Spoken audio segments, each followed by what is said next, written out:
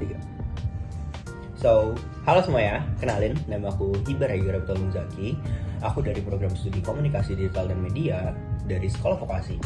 Dan pada kesempatan kali ini, lupa, NIM aku J040124112.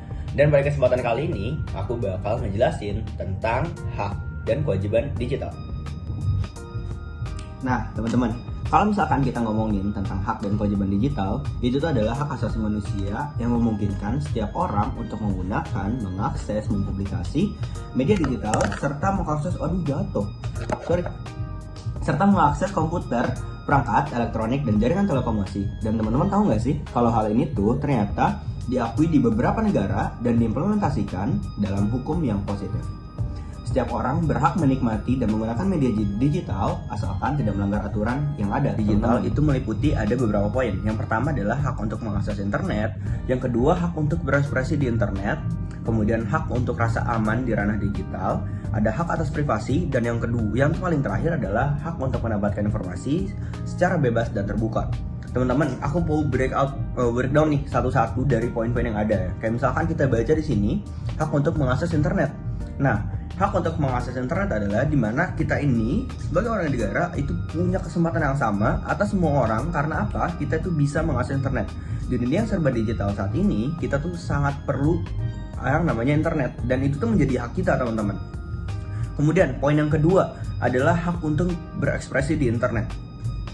Teman-teman, kalau misalkan kita bahas tentang berekspresi, kita semua bisa menjadi apapun di internet ini. Kita bisa mengekspresikan semua keinginan kita bisa memberikan hal-hal positif, dan juga kita tuh bener-bener gak ada batasan sama sekali, teman-teman. Kalian bisa berekspresi semau kalian.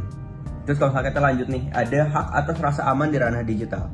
Nah, teman-teman, kita kan tahu nih, kalau misalkan di Indonesia sendiri itu tuh peraturan tentang undang-undang yang atau misalkan biasa kita sebut UU ITE. Ntar dikat itu.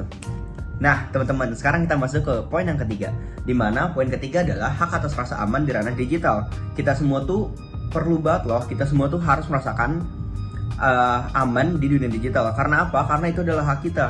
Jadi pemerintah itu sudah semestinya benar-benar melakukan atau membuat peraturan yang dimana kita semua tuh bisa merasa aman untuk berekspresi maupun berpendapat di internet, teman-teman. Seperti itu. Kemudian ada yang ke poin keberapa tadi? 1, 2, 3, berarti yang keempat sekarang.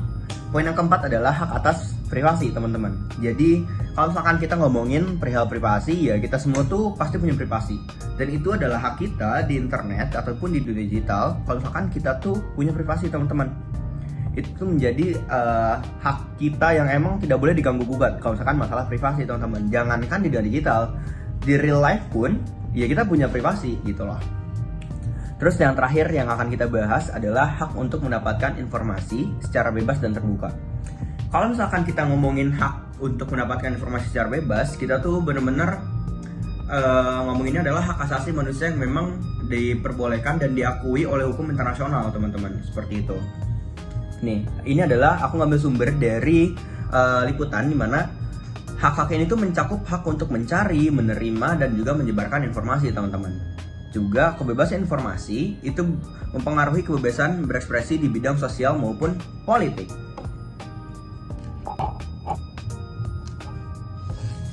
Nah, sekarang kita masuk dimana ada beberapa poin penting nih terkait hak atas informasi, teman-teman. Jadi yang pertama adalah akses informasi yang udah jelas, dimana ya kita berhak mendapatkan informasi publik mengenai kebijakan yang mempengaruhi mereka. Kayak pemerintah dan lembaga itu perlu memastikan bahwa semua lapisan masyarakat memiliki akses yang sama, teman-teman. Jadi nggak ada nih namanya diskriminasi. Jadi benar-benar semua dapat akses yang sama perihal informasi ini. Kemudian yang kedua adalah kalau di sini ada kebebasan berekspresi, teman-teman. Kebebasan berekspresi sendiri ya udah tadi aku jelasin, dimana kita nih bisa bebas banget berekspresi di dunia digital. Karena apa ya? Karena kita punya hak atas dasar tersebut gitu loh, teman-teman. Kalau misalkan kita ngomongin sekarang ke pasal atau misalkan dasar hukumnya. Dasar hukumnya adalah di pasal 28 F UUD 1945, teman-teman, yang dimana menjamin hak setiap orang untuk berkomunikasi dan memperoleh informasi untuk mengembangkan pribadi dan menyimpan, mengolah, juga menyampaikan informasi dengan menggunakan segala jenis saluran yang tersedia. Lalu ada lagi Undang-Undang Nomor 14 Tahun 2008, di mana tentang informasi publik, teman-teman.